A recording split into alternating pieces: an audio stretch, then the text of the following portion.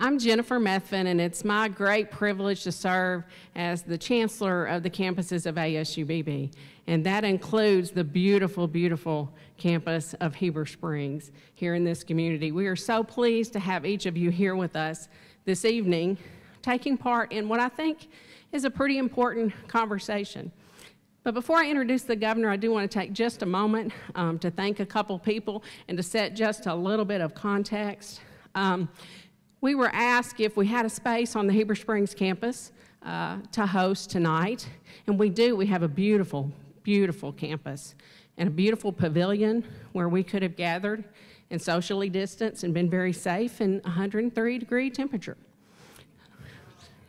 So I called my great friend, our great partner with the Heber Springs School District, Dr. Andy Ashley, and asked him, could we perhaps offer the Performing Arts Center, another beautiful, beautiful place in this community that we're all proud of, and the place where our graduates, ASUB Heber Springs graduates, Heber Springs High School graduates get to celebrate, and this is sort of our community's living room anyway. So we're pleased to have you here, and thank you.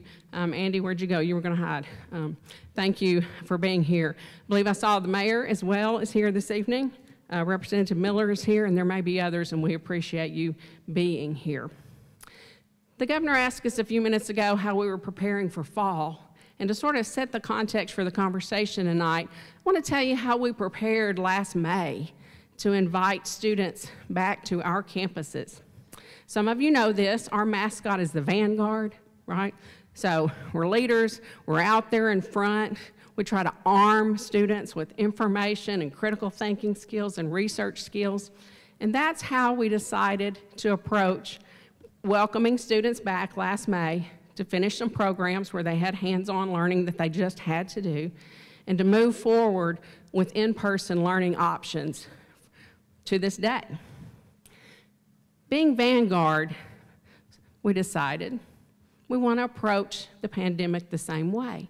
And so we adopted a mantra, Governor: vanguard your health and protect others. You see what we did there, a little play on word. Guard your health and protect others. And we're going to help you by trying to share information, by listening to your perspectives, by learning together. And that's what we did. You know, Governor, for a while we spent an hour every day, my staff and I did, with you. And we passed on that guidance, and we tried to educate our students. Well, that's part of what we're doing here tonight as well, friends, participating in a conversation where we can learn from one another, listen to one another, and be vanguard. Prepare for the days ahead. The second thing we talked about a great deal is that we could wish that we could continue with instruction exactly as we always have, but it wasn't possible in a public health crisis. Every single thing we thought we knew about learning has been challenged since March of 2020. And some of those things we thought we knew, well, they have been reinforced, but some of them had been reinformed. And we think that our programs of instruction will be even better moving forward because of what we experienced. Another one of our mantras was doing things differently and learning something new.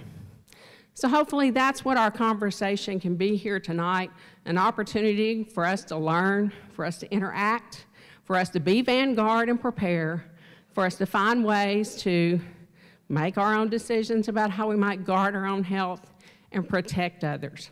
And so I'm very, very pleased that each of you have decided to join us here this evening.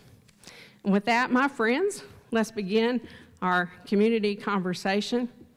Please join me in welcoming the governor of the great state of Arkansas, the Honorable Asa Hutchinson.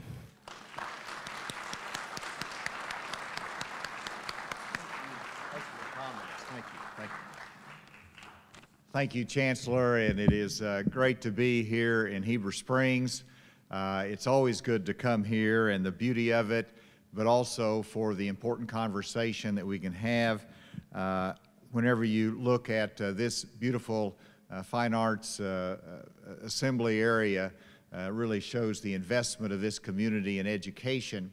And as we look to the next few weeks, we have a sense of urgency about where we are right now in terms of fighting COVID, and that is because we're just about 3 weeks away from school, and we got a lot of work to do between now and then. And so, you know, I realize that there's just a limit as to what government can do and a limit as to what government should do. And for that reason, I thought a really effective tool, helpful tool that we wanted to try would be the Community COVID Conversations, which is really a town hall meeting where everybody could have an honest conversation about what is the vaccination, what's the effectiveness of it, what's the risk of it, what are the questions you have about it, and also as a community, you know, whenever we don't have a vaccination rate that's as high as it should be, what do we need to do as a community? What more can be done? And it's really, really been impressive. I think I've been to about 10 cities in Arkansas so far, and since we started, our vaccinations have gone up 40%. And so there's been an increase, but also what's even more inspiring is the fact that we can have a community that will have a working group that's created or a steering group that will have local leadership that will say, we've got to own this, we've got to do more if we're going to have a good school year, if we're going to be able to fill this place up and have the assemblies that we want to have.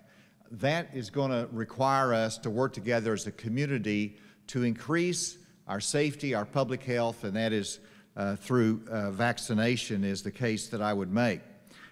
Now, I'm grateful for, we have the Baptist Health that has a clinic outside that's offering vaccinations, and this is the first time it's happened in any of my community town hall meetings. They are actually giving a $50 Visa gift card. Now, I took this from them because I wanted to show it to you, and they said, well, we got to poke you first. And they were just joking with that because I've already had my vaccinations. But anyway, that's available out there, and really appreciate them offering their time tonight. But let me paint the picture here, and I want to thank the mayor for his hospitality, the chancellor, but also the school district for letting us use this facility. But I want to paint the challenge that we have, and let's do it this way. June 7th, think about June 7th, was not that far ago, long ago. That was about a month and a half ago, June 7th. So a month and a half ago, roughly, let me give you the statistics for that time period. On June 7th, we had right at 1,600 active COVID cases in Arkansas. On July 27th, we had 15,000 plus active cases in Arkansas. Went from 1,600 to over 15,000 active cases. If you look at the new cases that come about per day, on June 7th, we had 62 new cases that day.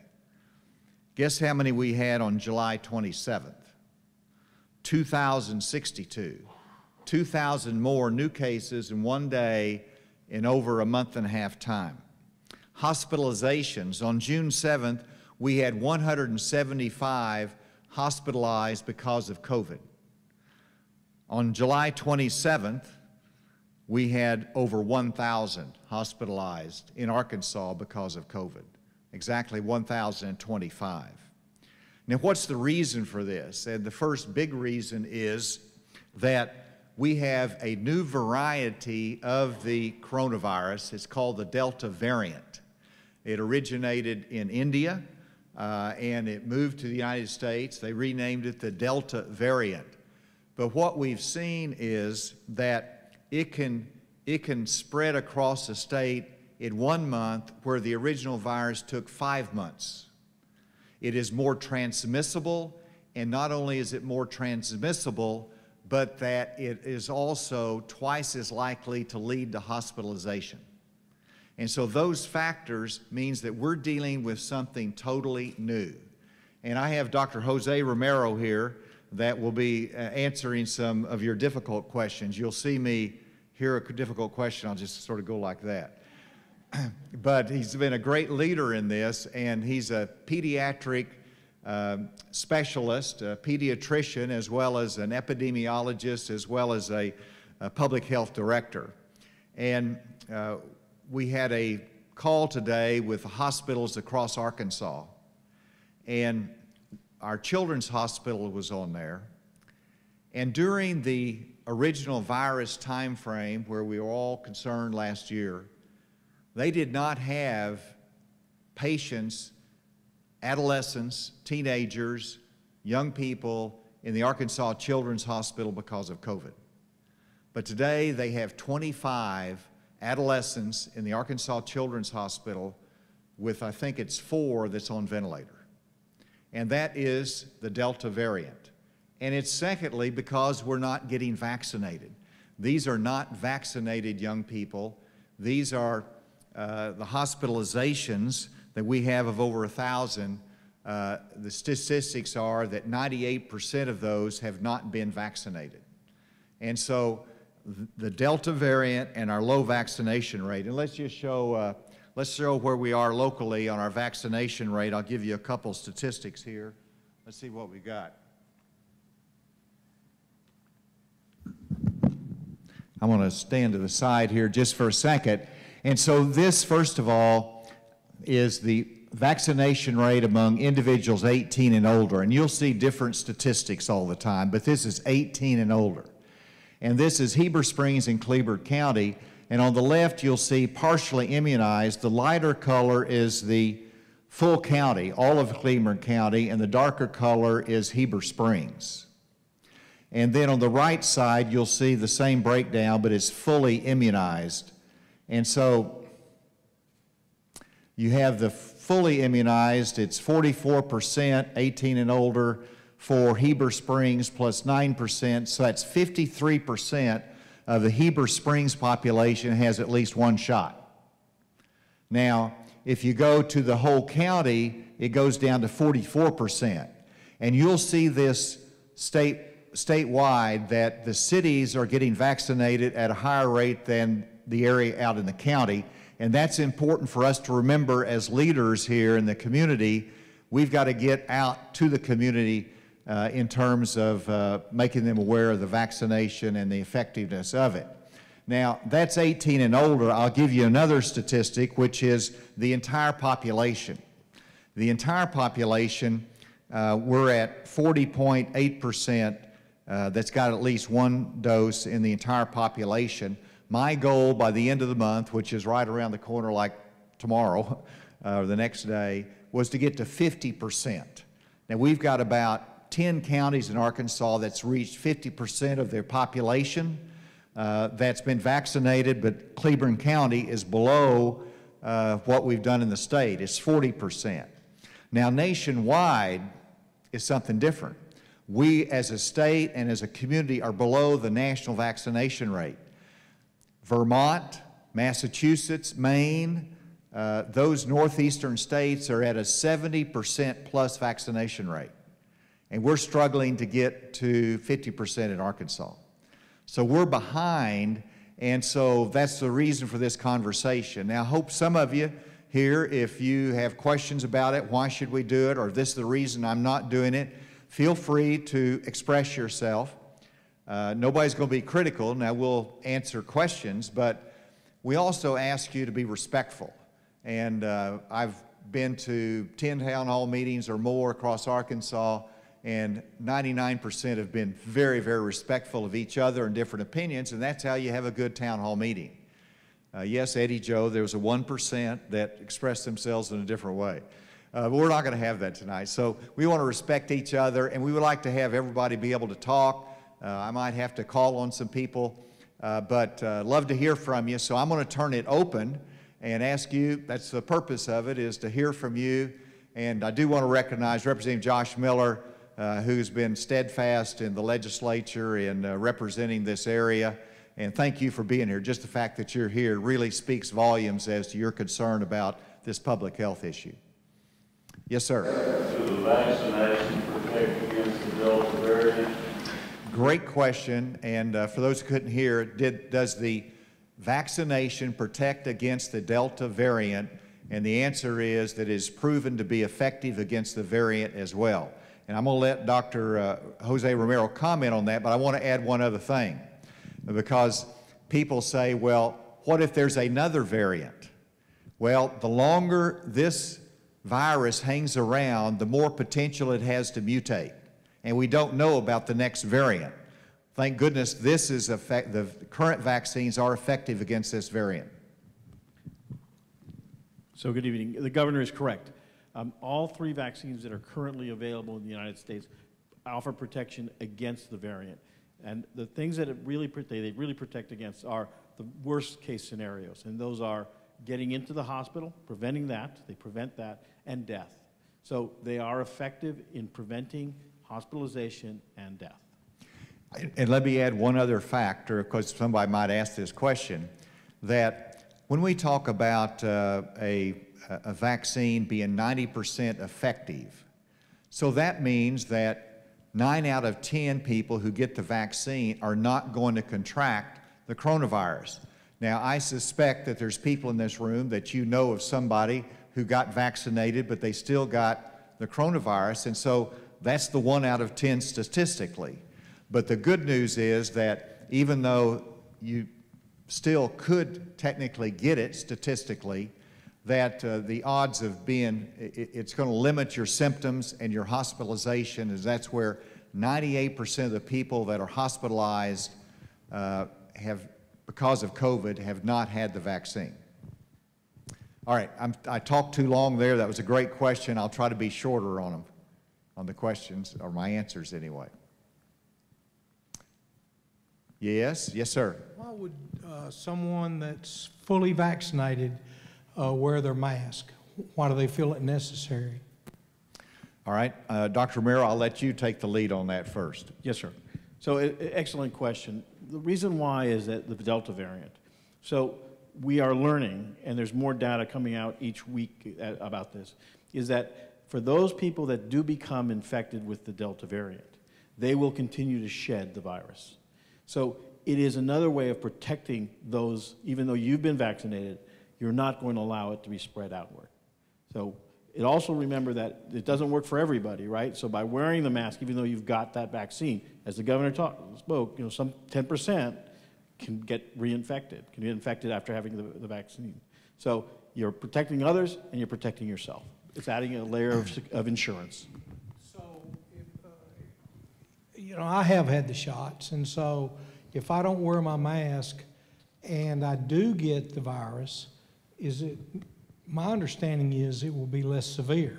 Is that correct? Correct. That's correct. It'll be less severe on you. Absolutely. Absolutely. In fact, I have a brother-in-law, former Senator Kim Hendren, and he's about 10 years older than me. He had both shots, and surprise to him, he had some symptoms. He went to the doctor, and the doctor checked him out for a lot of things, and finally gave him a coronavirus test, and he had COVID. But the doctor said the shots saved his life and saved his hospitalization. He never went in the hospital. He just went and recovered from it. But I want to go back to the point about the mask. I've tried to make the discussion and the emphasis in Arkansas on getting a vaccine. And I always believed that it was some incentive. Well, if you get the shot, then you don't have to wear a mask. But CDC came out with the new guidelines, and in fairness to CDC, they get more data, they study it, and they get more information. And so, you know, they have recommended that even if you are fully vaccinated, but you are inside your close quarters, or you have other kinds of immune deficiencies, then you should wear a mask. I think I articulated that close. Articulated very well. Now, we have not made that guideline in Arkansas yet. We're still looking at the data, but that's going to be an increasing discussion. And I went to a Veterans Commission meeting at Bowen School of Law today, and it was a closer environment, not as big as this, and there's a lot of people wearing masks there. So, you know, these are voluntary decisions, but I think you're going to see, as the risk increases, be more and more people wearing masks out of courteousness, but also out of their own safety. Great questions. Keep them coming. Governor? Yes. Talk to us about the difference between state control, especially as it relates to the decisions that are made in our local schools? Judge Meyer, great. Thank you for raising that issue, because this is a tough one for us. Because the Arkansas General Assembly passed a law this last session that prohibits mask mandates by any governmental entity. So that would include me as governor. It includes school systems. They cannot require masks in their school environment. Now, the challenge is that the vaccine is not available for anyone that's 12 and under. And so we have a lot of kids in our schools that are 12 and under, right? And so how do you keep them safe? Now, parents can say, well, that child, I'm going to send my child to school, but I'm going to have them wear a mask. And the school can try to do some social distancing there, but there is a risk because they're not vaccinated, and they can't be vaccinated. So a lot of school superintendents are saying, we would like to have the authority to make the decision ourselves as to whether we're going to require masks in the schools with the children, particularly those that can't be vaccinated. And so does the state say nobody can do it, or does the state yield and say the local school district should be able to set that based upon what they're hearing in the community and the risk of transmission? And so that's the debate. And so I have to make a decision as to whether to call the legislature into session as to whether they should correct or change that previous law that prohibited all mandates to allow some local control. That is the debate. Now, we've got some high school students here, and I'm really proud of the fact that you all are here tonight, and we had a little conversation out there. And of course, in high school, and we have their school superintendent here too? Yes, sir. And so you might want to comment on the schools a little bit and the question that was just raised. And then I wanted to ask see if they had a question. So Superintendent, why don't you, since it's a timely topic, talk to us about the issue that was raised on local control. Well, I think you've always got to look at local versus state control, and I think you even go down to the individual level where they have the ability to choose. And so from a school standpoint, we're prepared to do whatever our parents want us to do, whether it be for them, if their child wants to wear a mask, if their child wants to stay at home. We've submitted to the State Department of Ed our digital learning plan. We've got 3 different processes that we're going through at the elementary level, middle school level, and high school level. And looking forward to those challenges. This has created a situation in education where it's forced us, just like you shared, to think about how to educate differently. And it's pressed us to do more, think differently, and it's kind of exciting to look at educating differently. So. Well, that's what I like about your superintendent. He's excited about this school year. And so, y'all have any questions? Yeah, right here. Yeah. What are some ways that we can help encourage other teens to get vaccinated? All right, that's a great question. How can we encourage other teens to get vaccinated? And that's really important because right now, it's probably, if I had to, statewide, it's probably about maybe 20% of our student body would be vaccinated as we go back to school. We need to increase that dramatically. Now, first of all, are we having clinics in the school for the teenagers? We haven't yet. Our local communities done an extremely good job. Our local pharmacies providing those, but we don't actually have them on campus. Well, I would encourage some clinics on campus. I'm sure some of the pharmacies will be willing to come there. You know, maybe even announce a day or two before school starts that you're going to have a clinic. If anybody wants to come by, I don't know if you can have that communication capability, but I'm sure they would love to do that, and that would help the teenagers before they go to school. So let me turn it back on you, students. What are your colleagues saying about getting a vaccination? Are they saying they want it? Are they saying they're hesitant about it? What are you hearing? Most are hesitant. I think most of my friends are pretty hesitant about getting the vaccine because it is new and the side effects are well, there's many, so some are just on the edge about it, I think. What do you think it would take to give them confidence? I think it would take their friends getting vaccinated. I personally have been vaccinated. My friend Lauren has been vaccinated. So I think for other people to get vaccinated and to show that that's the right thing to do, I think it would take more people getting vaccinated. Wow. Good point. So let me ask you, anybody play sports? I think we all do. What's your sport? Cheer and golf. Cheer and golf. All right. So my grandson plays basketball. Let me tell you, it was a motivator to him to get vaccinated when I told him that under our guidelines, if you're vaccinated, then, and you're exposed to somebody else who's had COVID, you do not have to quarantine. That means you're not going to miss cheer, you're not going to miss golf, you're not going to miss basketball, and that's a motivator for, and you know, it could be volleyball, it could be band, all of those, and so that is helpful too. In fact, in our guidelines, by the way, did you see the Ready for Learn guidelines? It came out, and so if you're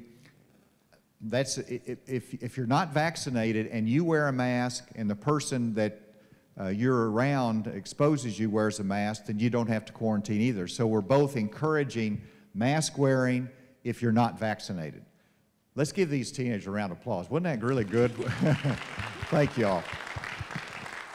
All right, I saw another, yes, sir.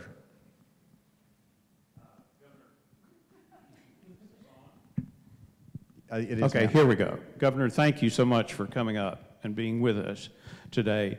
Very difficult time to be in your position, I'm sure. In the other town hall meetings, have you been able to ask for a show of hands of the attendees of which have been vaccinated and which have not? I have not, and I will not, just because I don't want to make anybody feel uncomfortable in that. Okay. Also, you opened with the figures, the increase in the number of infections, which is about tenfold.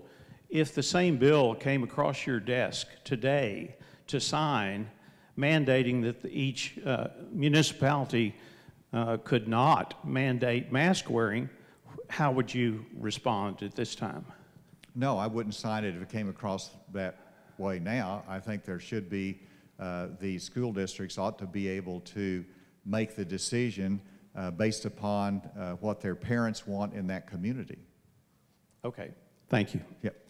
Yeah, and that's, and I did sign it, and the cases were very, very low at that point, and just like a lot of folks, I thought we were behind this.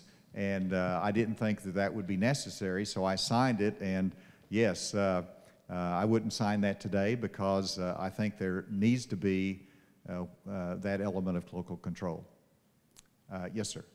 Why should I, as a vaccinated person, wear a mask to protect people that are not vaccinated when they won't get a shot to protect me? Fair question. Fair question, absolutely. The only way you can answer that is for the good of the community and for the good of others around, but it aggravates a lot of people that we're all struggling because not enough people are getting vaccinated.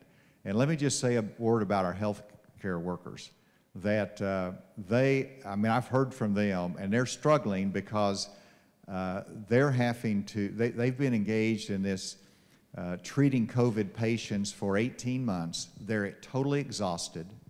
They're worn out. And the people that are coming in now requiring hospitalizations and their care and their risk have not been vaccinated. And it was avoidable. And so that's a real heartache for those that are in the healthcare. So absolutely, that's a point of frustration that we naturally feel. Yes, Governor, I was wondering which vaccine you chose, and are you going to have additional vaccines? And do you have any literature that tells everything that's in those vaccines? Great. The answer is I had the Pfizer vaccine, And so it was a 2 shots, and I had both of those. My wife, the First Lady, had them as well.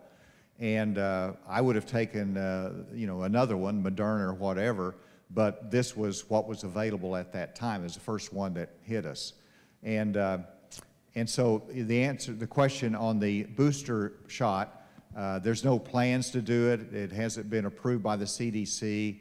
And so, but I will take it if that becomes necessary.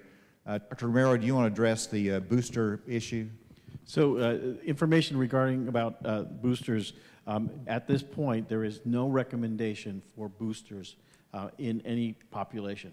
Now, that may change in the future, as the governor said, as we learn something, right? As we learn more about this virus. That doesn't mean that the CDC was wrong. That means that as more information came on, they made new decisions based on that information. And do you want me to address the question about the ingredients, sir? Oh, yes, thank you, thank you. So you asked a very good question. What is in the vaccine? So there are 2 ways to find out. One is to look on the website for each vaccine, and there's something called a package insert, and that will list it. You can also go to the CDC, which will also list all of the ingredients that are in there. And if you can't find it, we at the health department will provide you with that information. Great. These are some of the best questions we've been asked in any town hall meeting. Yes, sir.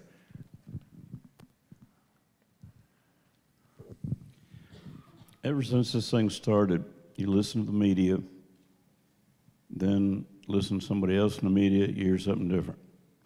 Then you listen to CDC, and over the year and a half, the CDC has said everything over the whole gamut. How do we determine what's the truth? The answer I would give you is to go to the person that you trust. When you have a serious health issue or a question, where do you go? And most people would say we go to our physician, we go to you know, some healthcare provider, and we ask those questions, and that's who we trust.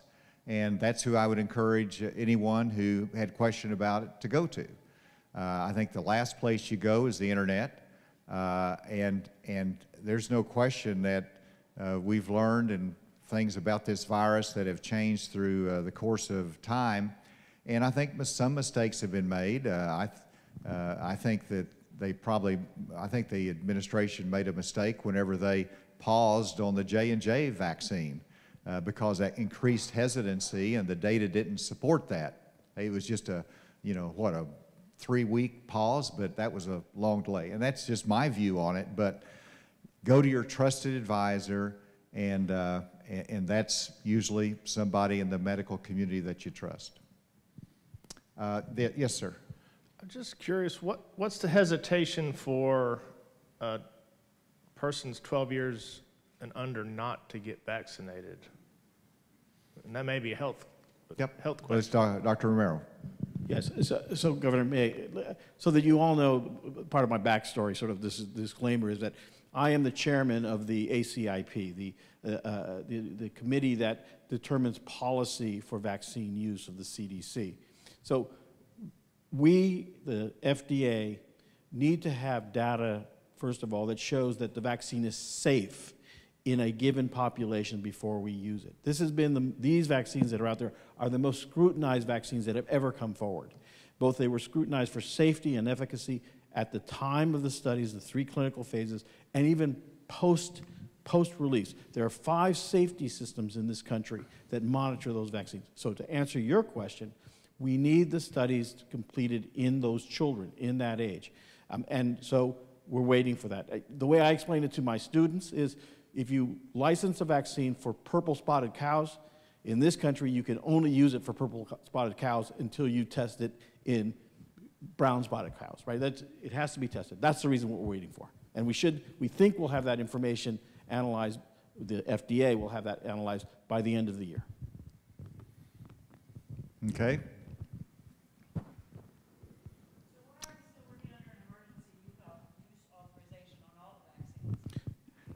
Let me answer yes, that simply because I've asked the same question to the FDA commissioner, and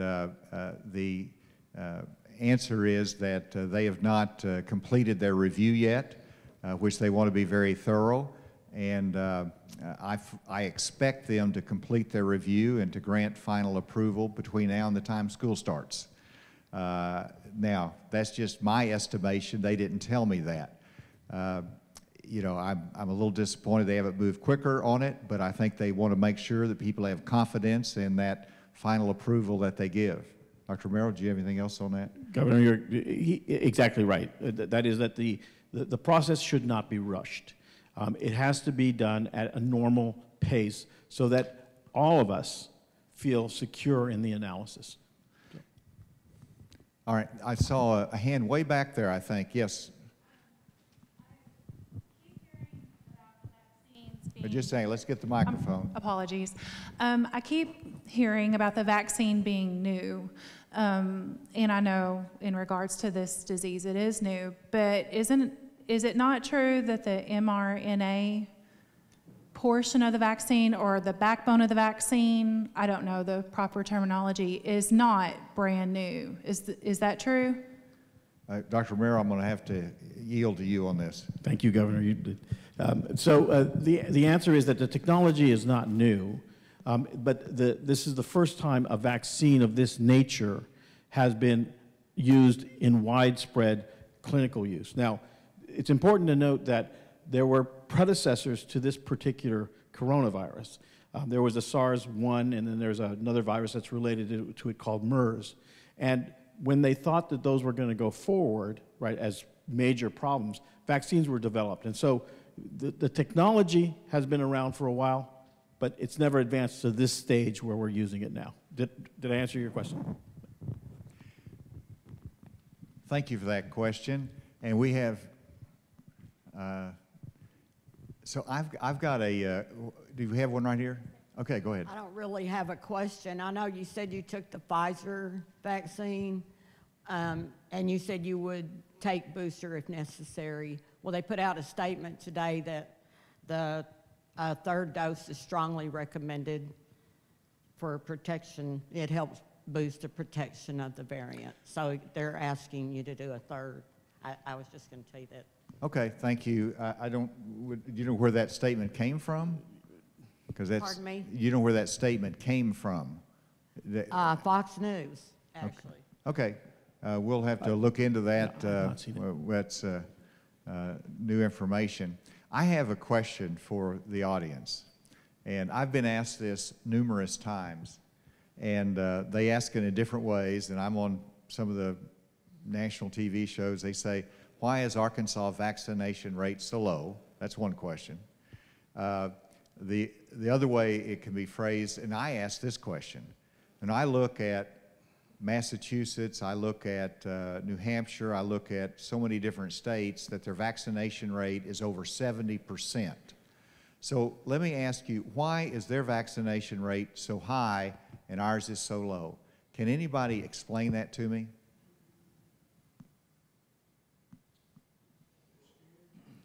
They're scared. Okay, you think it's they see the risk. They're scared, so they do it. So we're not as scared.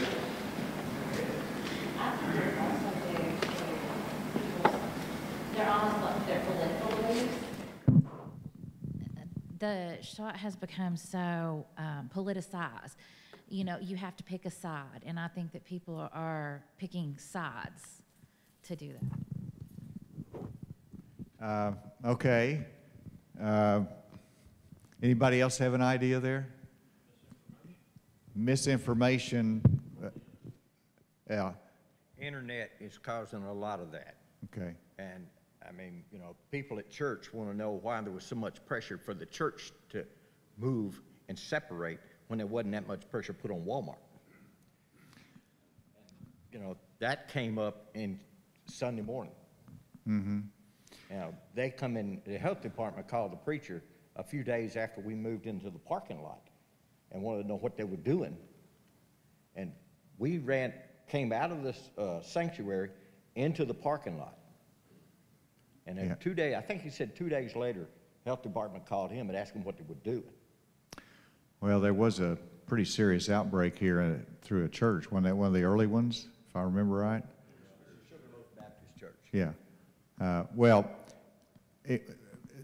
let me address that for a second. Those are very good comments, and if you look at the politicization of it and everybody having a different viewpoint on it, I point out I'm a Trump supporter and I am a Republican, and I got both vaccines. I studied the issue and made that judgment, and it's not about politics, it's about my health and about being able to see my grandchildren and about our state. And you look at, I mean, you know, we're a red state and 40%'s got the vaccination. There's hundreds of thousands of Republicans have gotten the vaccine and they've made that decision. So I think that is overstated, and obviously you want to change that. You want to get it out of that political divide. I think there is a little bit different of view. I characterize it maybe of a mistrust of government. I think that up in the Northeast, they trust government a little bit more. Down in the South and our area of the country, we don't trust the government quite as much, and we ask a lot more questions, which can be healthy as long as you come to the right conclusion and you get your information from the right place. Now, I know that was a little bit off topic, but I think it's an interesting contrast. All right, so yes, sir.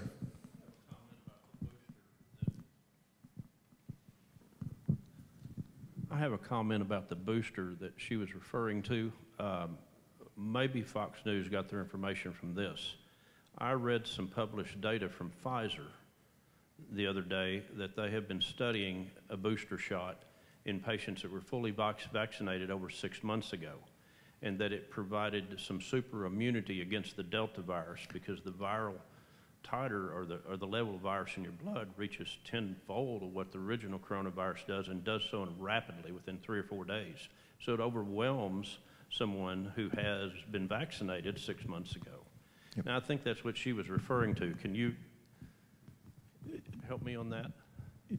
So Pfizer is and has conducted research on this issue of whether a vaccine, a booster, will increase the titers. And yes, they increase it actually 100-fold over the level. So it proves that a booster will work if necessary. It doesn't prove that it's necessary at this time. And there are lots of studies underway looking at not just using the same booster, but using another vaccine to boost what you've received. So I was on the same day that the governor received Pfizer, and that's what was offered to us.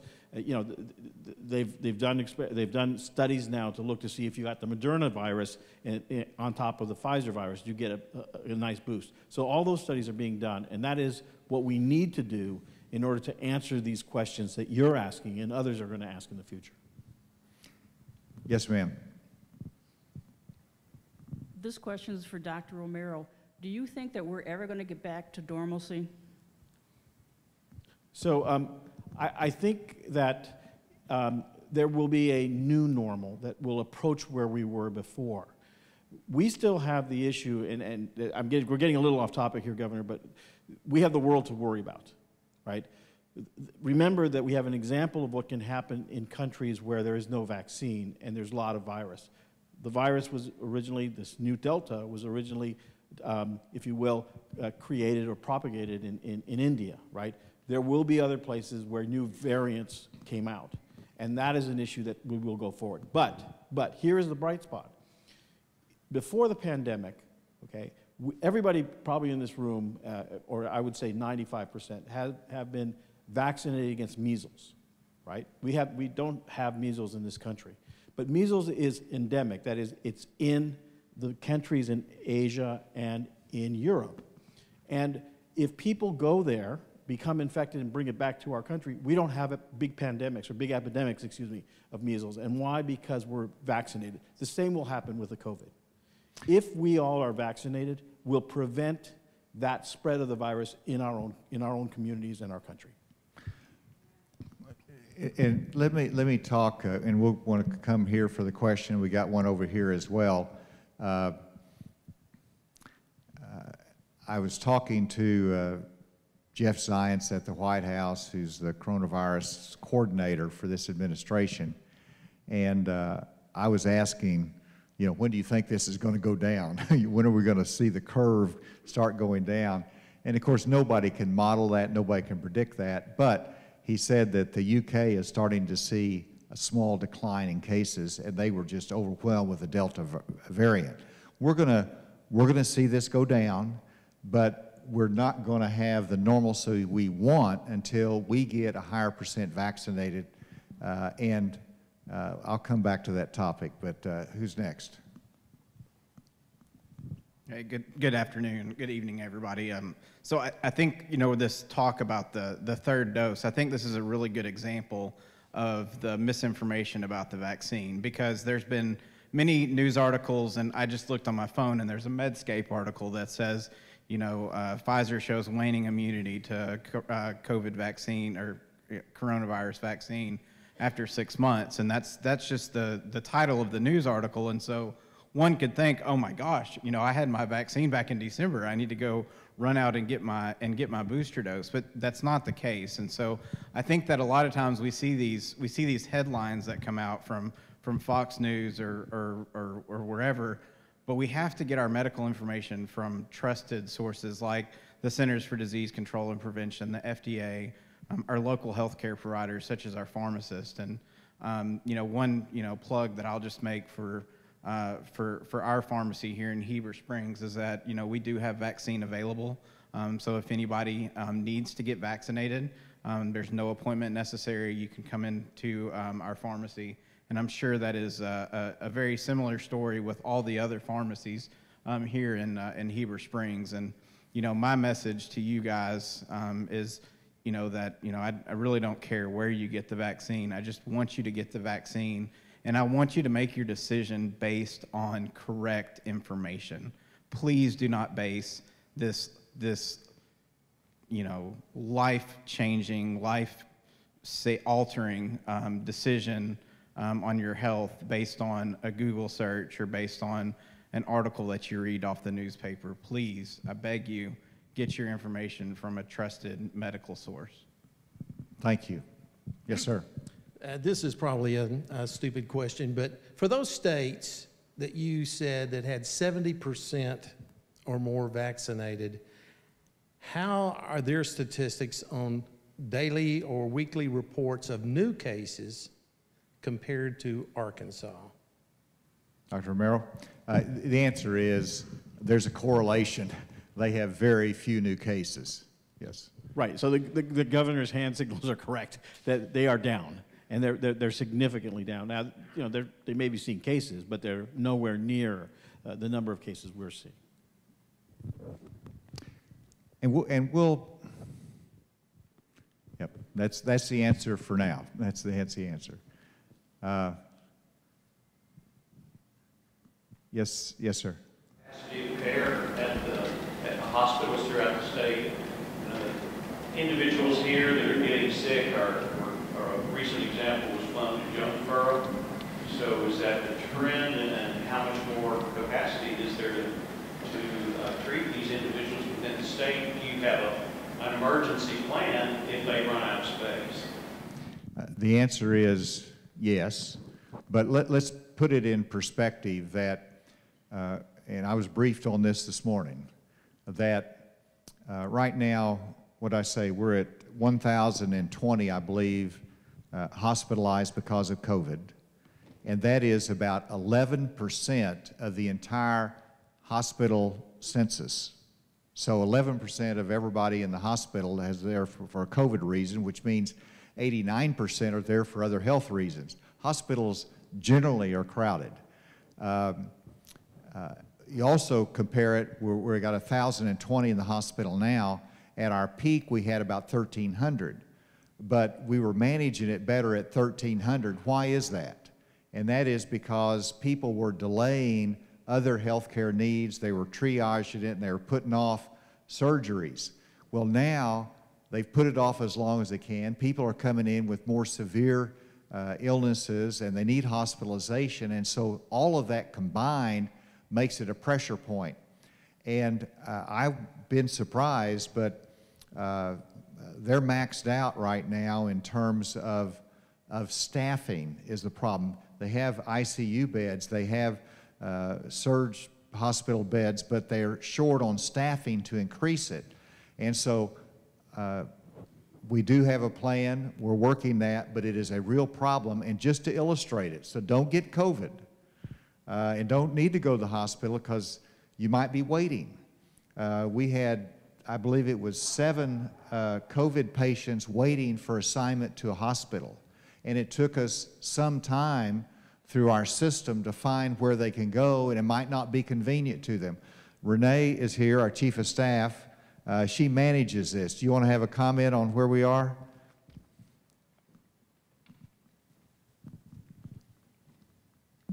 I would just say, under your leadership, Governor, we are trying to come up with options to do this. I've worked all day on, you know, a proposal, but the Governor's right. We are not managing now as well as we did during the first wave, because we have had a lot of healthcare workers just, they're tired and they're exhausted and they're quitting weekly. We had a call this morning with some hospital CEOs, and they said, you know, we're having people just, especially nurses, just give up because they're so tired, and they're really frustrated right now. Our ERs are backing up.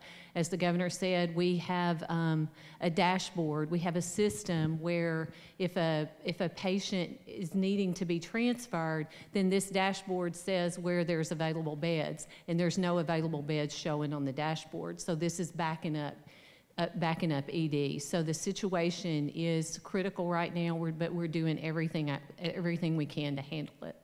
Thank you, Renee. All right, so we'll go here. Do you see any other hands? We got about 8 minutes left, so we'll come here, and then we're going to go back to the back there. Okay. Can hospitals require their staff to be vaccinated? The answer is yes, if they're not state-owned, because state-owned is prohibited by legislation that says a state-owned facility cannot require it. But you have Mercy of Rogers, which it does require their employees to be vaccinated. You have, I think, Washington Regional is moving in that direction. I don't know whether there's other facilities in this area or not, but they have the legal right to do that, yes.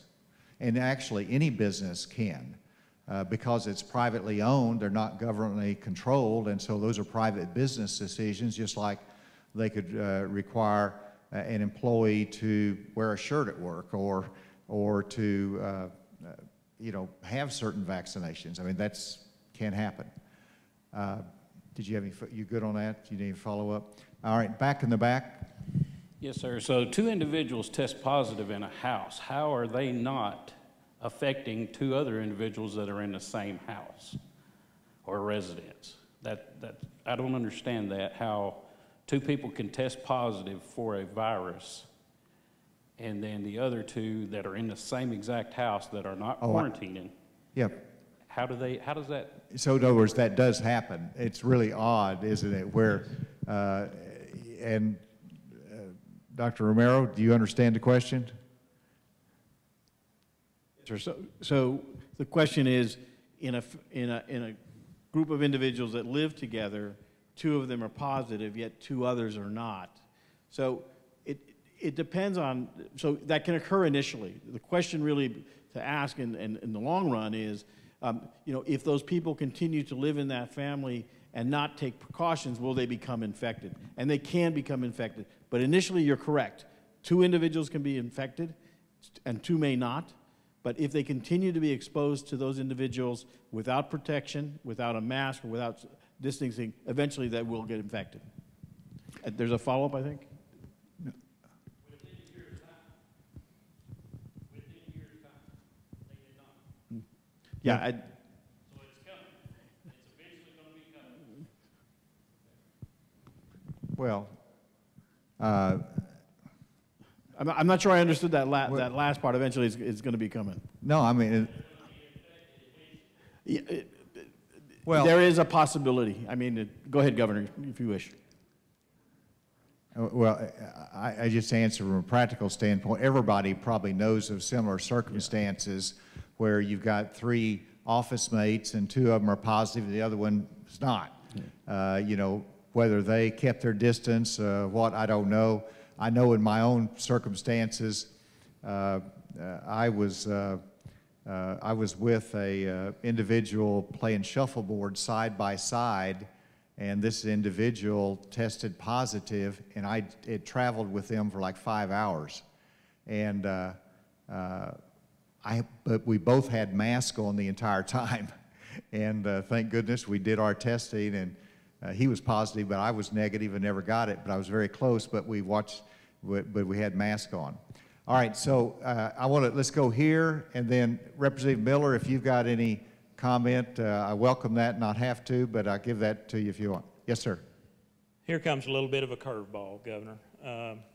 I'm the chief of police here in Heber Springs, and do you think that it was a good idea for the Department of Corrections and the jail systems currently to release large numbers of inmates due to COVID problems in the facilities? When those inmates are turning around, they don't follow the regular norms of society, and they are immediately out in the public, and we're seeing them daily, and they are basically spreading that infection. And I kind of feel like we're missing the point on containment sometimes. And is there something that the state can do to help that issue? Some directives, or well, I don't know. I don't know what the answer is. No, well, it's not easy. I mean, first of all, in our Department of Corrections, we have vaccines that are available for the inmates as well as the staff. We actually are getting a higher percent. There's probably a higher percent of inmates and staff that's vaccinated than the general population. But some of them aren't. We only have about 50 cases now in the Department of Corrections. But if somebody, and I believe we're testing them when they, before they go. I'm not 100% sure, but I was thinking that we did. But if, you know, I don't know of any choice, but if you're, if their time is to be released, you can release them back. Just like we've got, you know, our National Guard troops are down in Fort Polk, Louisiana doing training. We've got about 100 of them across the country that tested positive. Now they're actually keeping them in quarantine until they finish their quarantine before they can come back to the community. Anyway, I don't know the answer to your question. Let me look at it. I was sort of talking around there. I apologize, but that's a good question we ought to look into. Did you have anything else on that, Dr. Romero? Nothing to add. All right, Representative Miller. Governor, first of all, thank you for coming to our town. Always an honor to have the governor of our great state here. I think one of the biggest problems that when you asked the question to the audience earlier about why we're below the national average or whatever in vaccines, and you hit the nail on the head with it's people don't trust government and it's been politicized. I would just urge everyone, number one, this isn't about politics. I think, you know, the governor and I, he won't mind me saying this, we haven't always been on the same page politically or debating policy or whatever. But this isn't politics. This is about people, our health, all that kind of stuff. With all that being said, I've gotten the first dose of the vaccine. I've also had COVID. It sucks. I don't want to do it again.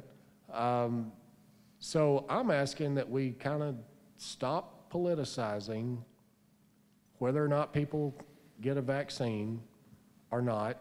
And, you know, don't call me. I'm not a doctor. Call the pharmacist, call your local doctor, get their opinion, see what's best for you and your family and your situation, and proceed like that. And Governor, thanks again for being here. Josh, that's a great word to end on. We're right at an hour. I like to keep these things at an hour. And let me just well, let's give yourself a round of applause if you don't mind. You all have really been great tonight, fantastic.